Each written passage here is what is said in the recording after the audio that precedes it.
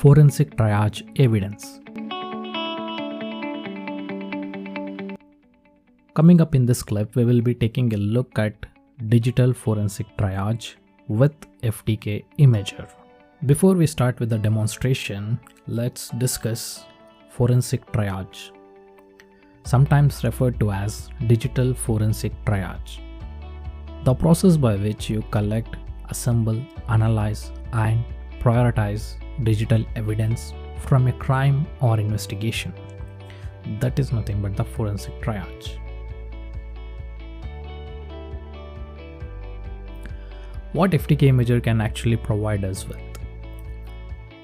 We have seen the way that we can collect different type of images for different type of investigations, and invariably when it comes to triaging and analyzing the results, FTK Imager will be able to give us the ability to quickly and effectively triage evidence, and is particularly useful in this environment. Remember that you can add your evidence by evidence items and or indeed by mounting images depending upon the level of the investigation that you are conducting. Within this environment, you can also view system file properties for a full forensic analysis. However, with FTK Imager, this is a manual process and could be quite laborious. If this is something that your organization or lab does on a regular basis, then invariably it is going to be more prudent for you to invest in the full forensic toolkit suite, because this toolset gives you the full capabilities and also automates the process by using in order to get the details very quickly and of the images that you have been taken. However, for this course we are going to use FTK Imager as a standalone application. We are not going to the forensic toolkit suite, and hopefully the following demonstrations will show you exactly how useful it is in triaging evidence. So we are going to look at viewing and searching through the captured images which we have taken in previous demonstrations.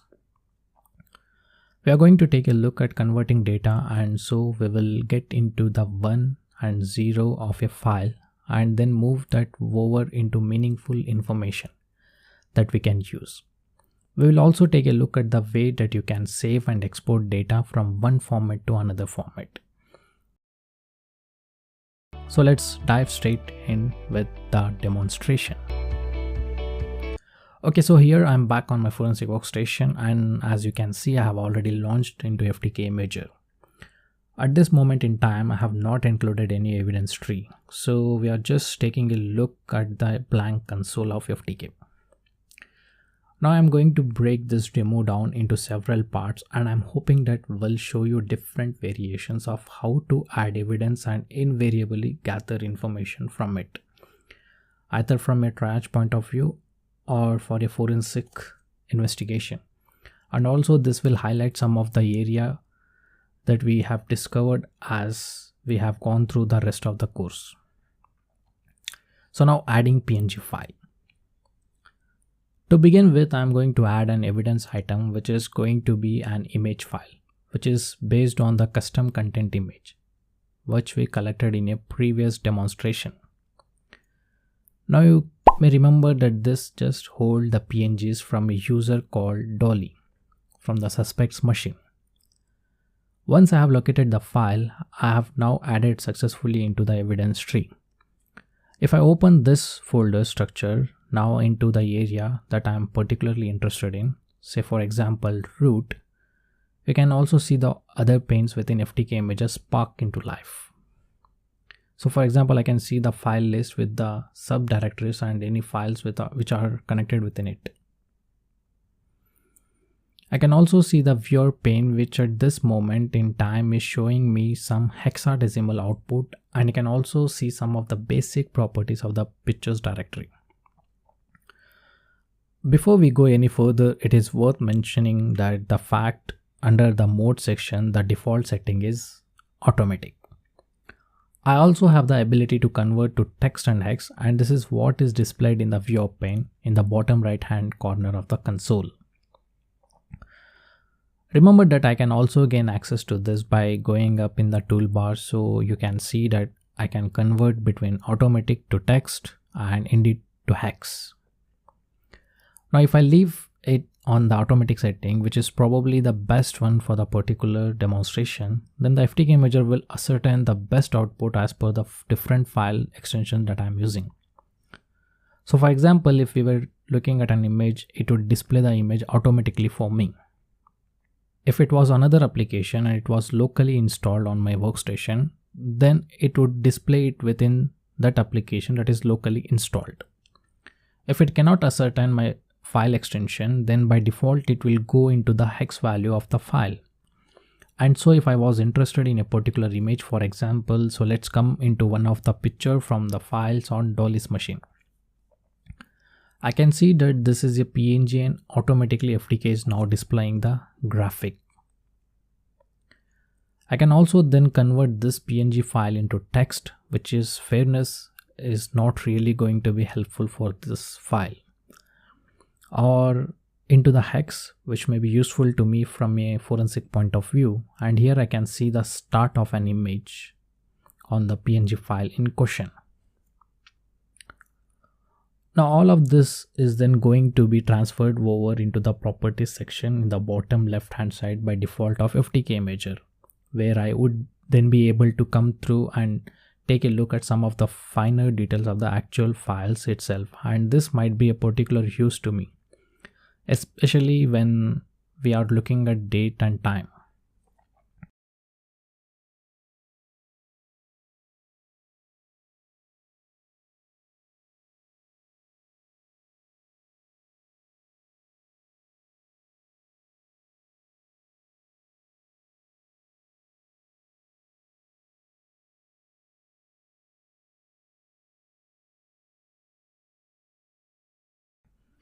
Also of use it to me will be the verification hashes and some of the NTFS information, which is available to me, and you people can also see it on the screen. Now in this particular example, we are not going to get too hung up on the MFT numbers, that is the master file table.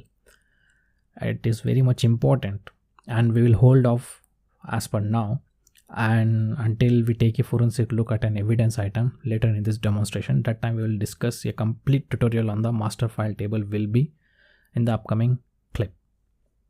But of course what would be useful here would be the owner of the file, and here I can see the owner's security identifier SID and indeed the owner's name, administrator.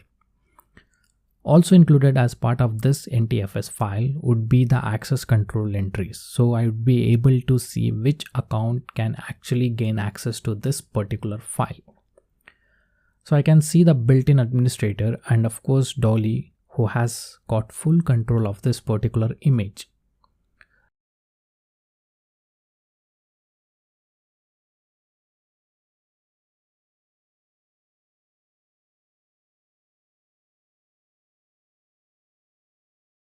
If I needed to take a closer look at this or indeed share it or print it, I can export the file directly from the file list. This would need to have a destination folder, and so just to speed things up, I'm going to put this on to my desktop so that we can view it later. You can see here that it told me that one file has been exported successfully. Here is the exported file on the desktop called coming soon. However, also within Windows, I can take a look at the properties of the file, and within here I could then start to look at the specific details of date and time taken, who owns it, when was it taken, and by what, for example. So there would be a lot of different properties of course available to you depending upon the type of file that is in place. Remember that this may all be very useful to you as part of your investigation.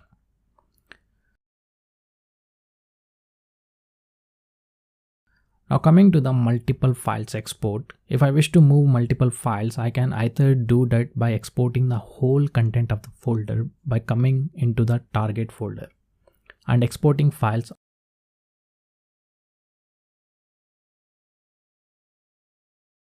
or I can block select within my file list, and I can then right select and export files using that function. Either way, it allows me then to move this onto my location and then view them by using normal Windows Explorer or the application which is locally installed, which allow me to view whichever type of file we are looking at. If I am interested in the content and viewing them one by one, then I can use this feature, multiple files export.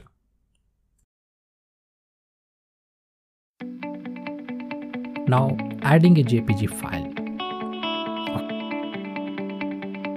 Okay, let's wait. I have something to tell you guys. Till now I have explained adding PNG file and viewing it in FTK, right? I don't know if you people have understood it or not, but I don't like it if you don't learn anything from this course.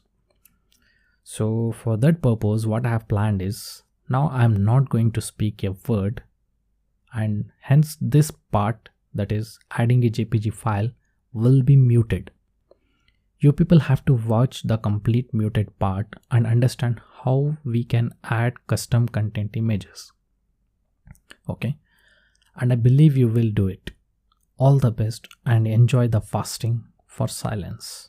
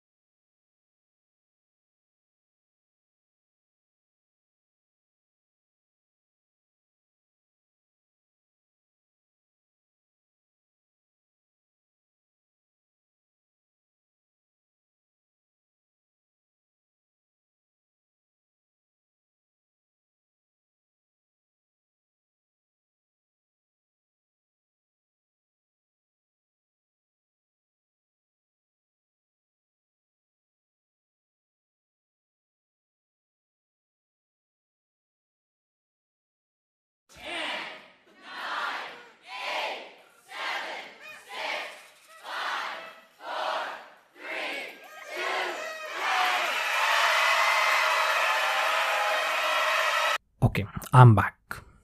I hope you people understood the mute session of adding a JPG file. I don't know how many have understood or not. So to know about this, I have a simple way of getting those feedbacks. While giving the review of this course, if you like the course content, then please mention the mute session experience. I will surely respond to it. This is the only way I can come to know. Okay, and I will be waiting for your reviews. Okay, let's get back to the content. Now we are going to discuss about the image mounting. In addition to viewing the evidence tree, I can also mount an image, remember? And so if I came into image mounting and select the AD1 file, you'll remember that as an AD1 file, I can only mount it as a logical mount type. And the mounting method is file system read only. It will then give it the next available drive letter to Windows.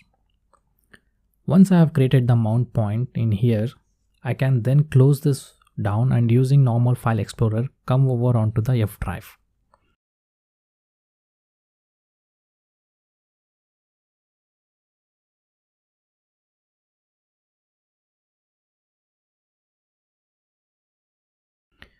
In this case, and take a look at the contents by just navigating as I would do normally through Windows.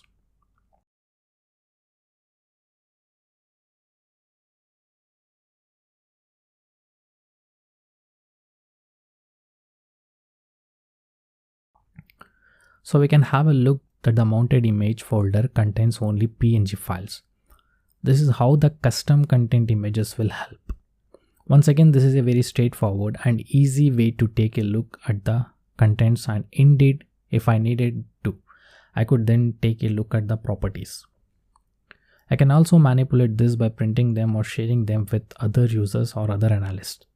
This is a very good way of quickly triaging against the contents of a folder or the contents of an image, and would be particularly useful in situations such as supporting fast time interview or providing other evidence within the evidence chain. Next, coming to the unmounting part, last part of this lecture. After the analysis or investigation, in order to unmount it, simply visit the FTK Imager dashboard and click on Unmount. It will then unmount the AD1 file from the system.